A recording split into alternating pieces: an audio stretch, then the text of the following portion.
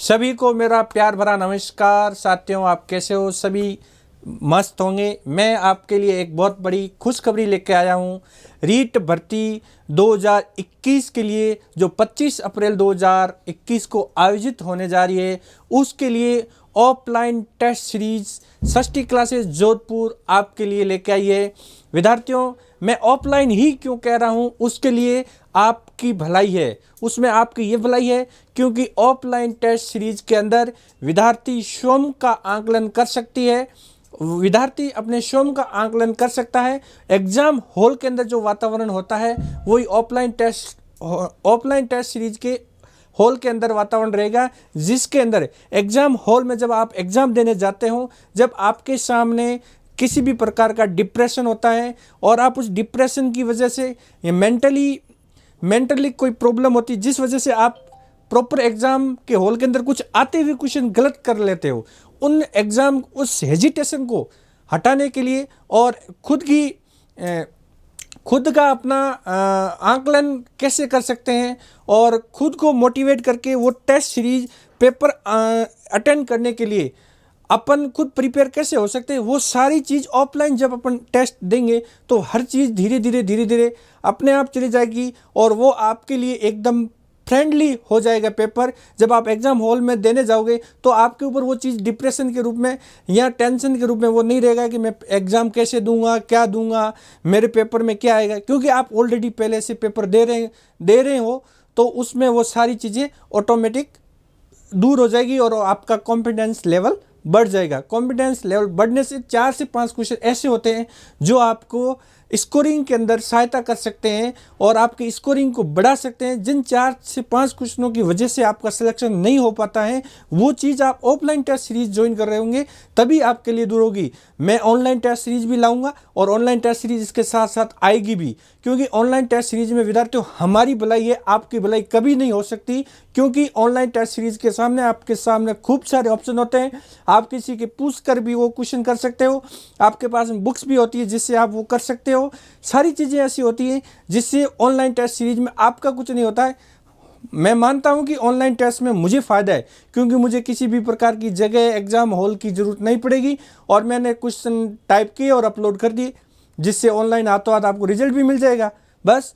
तो उसमें मुझे नहीं, ऑफलाइन में मुझे मेहनत खूब है, पेपर बनाने हैं, एग्ज़ाम हॉल का डिसाइड करना है, फिर एग्ज़ाम हॉल के बाद में उनका कॉपियाँ जांच करवानी है, उसका रिजल्ट जारी कर, इसमें मेहनत ज़्यादा है परंतु फ़ायदा आपका है। इसलिए मैं ऑफलाइन टेस्ट सीरीज के लिए बोल रहा हूँ कि सभी विद्यार्थी ऑफलाइन टेस्ट सीरीज ज्वाइन करिए। ऑनलाइन में आपका फ़ायदा नहीं, बट ऑनलाइन भी मैं लेके आऊँगा, क्योंकि इसके लिए ये ऑफलाइन टेस्ट सीरीज किस तरह अपन लेंगे, इसके लिए मैं संपूर्ण जानकारी आपको दे रहा हूँ।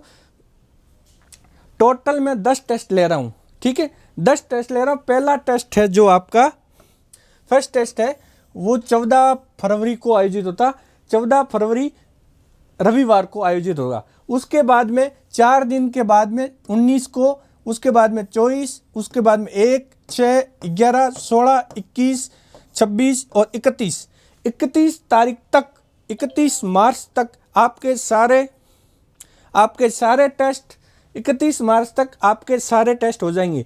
ये unit first test, unit second, unit third, unit 4, unit 5, unit 6, unit 7, semi unit, mega test 10, इन सब की बारे में मैं आपको बताऊंगा आगे। उससे पहले प्रत्येक टेस्ट 2.5 घंटे का होगा और 2:30 से 5 बजे का आपका टाइम रहेगा। अकलिया चौराहा षष्ठी क्लासेज के एग्जाम हॉल में वहीं होगा और टेस्ट चालू होने के बाद आपका प्रवेश नहीं दिया जाएगा। ये यूनिट वाइज टेस्ट कैसे हैं मैं आपको बता दूं। उससे पहले मैं आपको कुछ रेफरेंस बुक है वो बता दूं। शिक्षा मनोविज्ञान के लिए अवनी पब्लिकेशन फर्स्ट रैंक कक्षा 11-12 के निर्धारित पाठ्य पुस्तकों का ले सकते हैं। हिंदी में रतनलाल जी गोयल की और शिक्षण विद्या केसी प्रकाशन और फर्स्ट रैंक ले सकते हैं। संस्कृत में मथुरिया नाथ पब्लिकेशन और अंग्रेजी के अंदर 54 प्रकार BK रस्तोगी ले सकते हैं अंग्रेजी, और इसके गणित में मथुरिया और हेराल्ड ले सकते हैं। पर्यावरण अध्ययन में लक्ष्य और 6 से 12 तक के जो बुक्स है वो ले सकते हैं। सामाजिक अध्ययन में लक्ष्य और पैनोरमा, हेराल्ड की शिक्षण विद्या और 3 से 10 तक की पाठ्य पुस्तकों सार जो फर्स्ट रैंक की बुक के अंदर आया हुआ वो ले सकते हैं आप।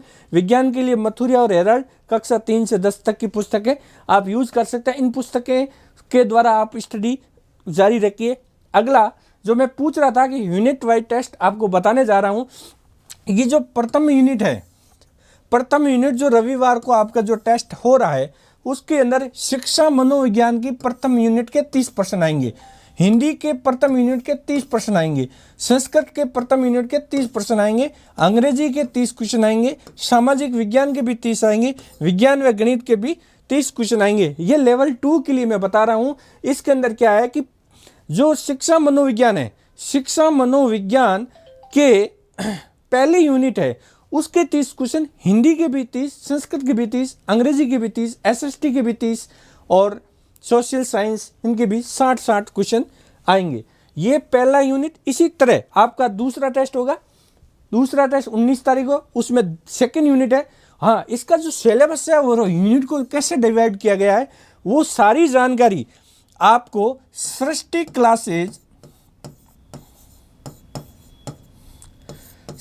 क्लासेज जोधपुर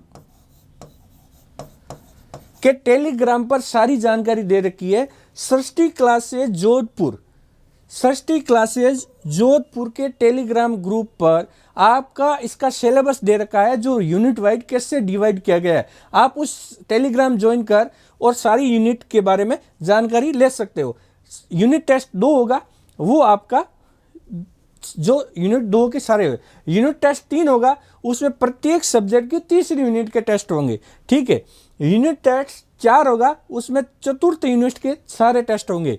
यूनिट नंबर जो 5 टेस्ट है, वो जो 5 टेस्ट है वो सारे सब्जेक्ट के पंचम यूनिट के सारे टॉपिकों के होंगे, ठीक है। यूनिट नंबर 6 है, जो आपके यूनिट 6 नंबर है उसी के सारे के लिए जाएंगे, ठीक है। यूनिट नंबर जो 7 टेस्ट है ये आपके लिए बहुत इंपॉर्टेंट है, क्योंकि शिक्षा मनोविज्ञान को ये सारी सब्जेक्ट है, इसमें जो यूनिट 1 से 3 तक जो भी टेस्ट हुए हैं, 1 से 3 तक यूनिट टेस्ट हुआ है, उन तीनों यूनिटों का जो सिलेबस था वो यूनिट टेस्ट नंबर 7 में आएगा।